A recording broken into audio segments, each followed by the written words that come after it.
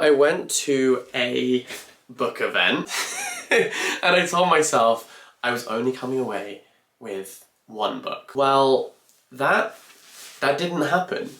So that is actually the opposite of what happened, because I came home with 1, 2, 3, 4, 5, 6, 7 books. I'm insatiable, I'm unstoppable. Anyway, these are the books that I picked up at the Faber Spring Party. Faber are one of my favourite publishers. I always say this, but there are certain publishers who I think kind of in my head are like seals of approval of a book. Like if it's a book published by Faber, I kind of know I'm probably gonna like it, or at least that it's worth my time to read. I just feel like they always really carefully hand select their titles. They're always of a certain quality, of a certain caliber, and so I went to this Faber showcase where basically all the different authors were sharing their work. Some did readings, some just explained what their books were about, and I was like, I'm only gonna pick up the ones that sound good. Well, it was basically all of them. So let's talk about them, shall we? Firstly, this is a book called Openings. It's by Lucy Caldwell. This is a collection of 13 short stories. She is the winner of the 2021 National Short Story Award, and she said this is the third in a trilogy of short story collections. Lisa McGee, who wrote Derry Girls, said she is a masterful writer, and if the writer of Derry Girls thinks she's a great writer, then what am I supposed to do except read her book? Do you know what I mean? Derry Girls to me is like the gold standard of writing. Like nothing can top that, you know? It's my favourite TV show. Actually, funny story. So when I was at screenwriting school in New York, I felt very intimidated by the idea of being in a room of other people who knew loads about screenwriting, because I was very much coming in as a beginner.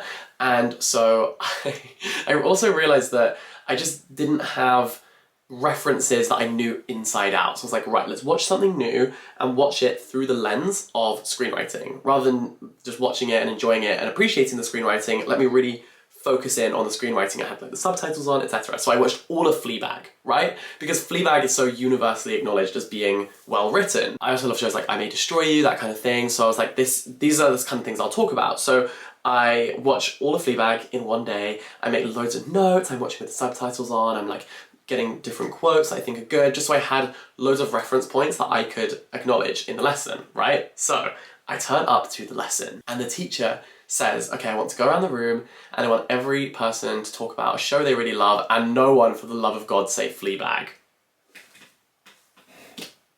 Were you silent or silenced? I was silenced. Breaking the fourth wall like Fleabag. I was like, oh my fucking God. What the hell am I gonna do now? So that was traumatizing. I was like, it's coming round to me, like people are sharing their things. Someone said I May Destroy You.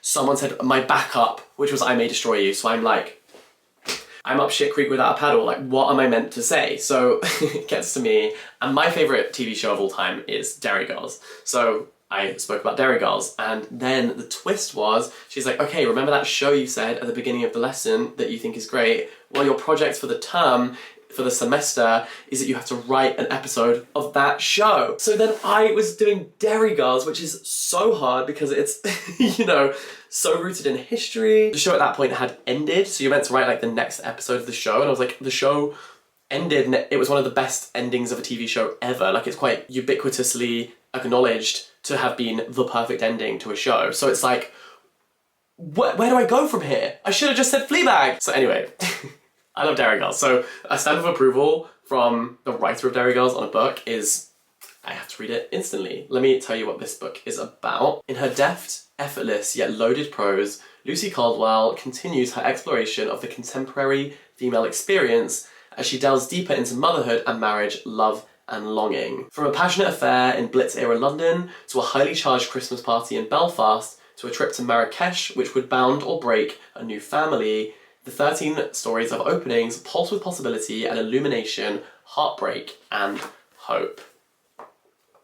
Sign me up! Next, the person I was most excited to hear from at this Faber event was Andrew O'Hagan, because Mayflies just wrecked me last summer. I read it on the beach in Caledonian, and I was in like a very happy environment by the pool, sun was shining, cocktail in hand, sobbing, crying, tears rolling down my face, because Andrew O'Hagan's writing is just so gorgeous, and my best friend lives on Caledonian Road, so I spent a bit of time there, And so when I heard that his new book was called Caledonian Road, I was like, yes, yes, yes, yes, yes, yes, yes, and yes. The new book from the award-winning author of Mayflies. This is a kind of state-of-the-nation book. It's an absolute beast. And as you know, there are only a few authors who can make me want to read like a 700-page novel, and Andrew O'Hagan is definitely one of them. He did a reading from this book. It was absolutely mesmerizing, captivating. It was inspired by Alexander McQueen. One of the characters is kind of like a fashion house owner, designer, etc. And it was funny, it was witty, it was smart. I'm really excited about this. So it's set in May 2021 in London, which I also think is interesting because of course that is kind of just out of the pandemic times. So I feel like this to me feels like a book that could end up on like the Booker Prize long list, or I think this is going to be one to watch for like literary prizes. I'm saying that before reading it, but it kind of feels like that kind of a book, you know, an ambitious book that has its sights set on those prizes. So Campbell Flynn, art historian and celebrity pundit, is entering the empire of middle age. Fueled by an appetite for controversy and novelty, he doesn't take people half as seriously as they take themselves, which will prove the first of his mistakes. His second mistake, Milo Mangasha, his beguiling and provocative student. Milo inhabits a more precarious world. He has experiences and ideas that excite his teacher. He also has a plan. Over the course of the year, a web of secrets and crimes will be revealed, and Campbell Flynn may not be able to protect himself from the shattering repercussions. He always knew when his life came tumbling down, it would occur in public. This has all of the ingredients to become a new favourite book. I'm so buzzing about this. I can't wait. The Observer calls it a barnstorming book. Yes! I want to read it right now. I want to turn off the camera and just sit right here and read it. This is Revolutionary Acts by Jason Akunde. I have followed Jason on Twitter for years, like years and years and years and years. And I feel like he's my niche internet celebrity who's not so niche internet celebrity anymore. He's just like, look at this book, this is a real thing. Firstly, totally gorgeous, gorgeous cover. I love that style of art. I think it's absolutely beautiful. Sean Fay calls it extraordinary, and I think she is extraordinary. And this is Love and Brotherhood in Black Gay Britain. So this is non-fiction, and I'm pretty sure Jason interviewed 6 men from kind of an older generation than him, and finds a spirited community full of courage, charisma, and good humour. Hungry to tell their past, they speak of nightlife, resistance, political fights, loss, gossip, sex, romance, and vulgarity. Through their conversations, he seeks to reconcile the black and gay narratives of Britain, narratives frequently cleaved as distinct and unrelated. So he's basically going to find the connections within these two communities. I think this is going to be absolutely captivating. Olu Babalola, another one of the people I've followed on Twitter for years, describes this as illuminating, heartbreaking, scandalous, and galvanising. A crucial text not just of Black British history, but British history in itself. Okay.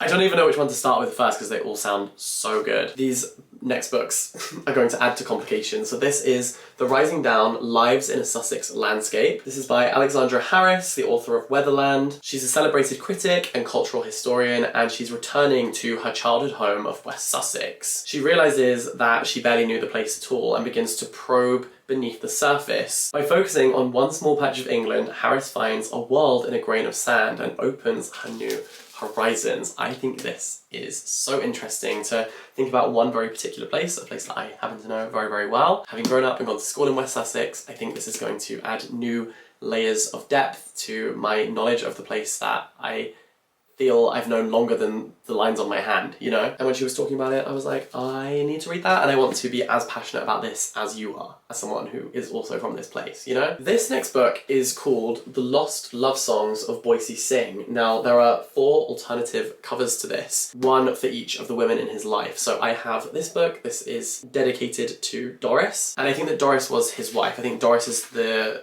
story that like opens the novel. Okay, she doesn't open the novel, a different character does, but she is his wife. So the author was talking about how Boise Singh was this kind of like evil guy. He was kind of used almost like a threat. When she was naughty when she was a kid, they would say Boise Singh is going to come and get you. And so then she was inspired to kind of write a historical novel thinking about Boise Singh, but from the perspective of the women in his life. So that to me was absolutely fascinating. The Lost Love Songs of Boise Sing. 4 lives connected and controlled by one man, the notorious, charismatic gangster Boise Sing. Pull up a chair and let these women tell of a man they believed could love, help, or free them, and how some of them survived to tell the tale. Palm of your hand. I'm in the palm of your hand. Okay, so this one is kind of a biography, I suppose. It's called Wild Things. This is the life of Paul Gauguin, the wildest of all innovators and of all the misunderstood artists, the least inclined to compromise. He was friends with Van Gogh, and Van Gogh actually is quoted on the blurb saying, "Gauguin gave me courage to imagine." And then Bishop Martin, who is quoted on the back as his nemesis, said, "The only noteworthy event ever has been the sudden death of a contemptible individual named Gauguin, a reputed artist but an enemy of God and everything that is decent." You know, the author was on stage saying he was a terrible bloke, like he was not a good guy. Wild Thing is a vital re-examination of the trailblazing and controversial artist, the first full biography in over 30 years, written by the award-winning author of I Am Dynamite, includes over 70 colour illustrations. I think this is going to be fascinating, and I think it's interesting to see someone's incredible work while contextualizing them for who they were as a person. I think it's going to be fascinating. And then finally I have some poetry by Camille Ralphs. This is After You Were, I Am. It has the iconic Faber poetry cover. I could spot one of these anywhere and suddenly I find myself making my way over to the cash point and buying it. It's a poetry collection split into 3 different parts, and hearing the poet read from it was just so mesmerizing. I was like, I need more of this in my life, and thankfully there's a whole book that you've written that contains it all, so I will be going home with that. Thank you very, very much. It's described as both gritty and tender. I think this is going to be really, really great, and I'm trying to read more poetry at the moment, so I'm adding that to the list. So, thank you so much, Faber, for letting me take these home. I really appreciate it. I had a great evening at your spring party. Please invite me to your next one. And I hope that this got you guys excited by some upcoming releases from a really important and special publishing house. All of these amazing books, all being produced in the same building? Are you kidding me? All the talent in that one room was unbelievable, and it was a privilege to get to be there. So yeah, those are some books. I hope this inspired you to read one of them, and I'll catch you next time. Bye-bye!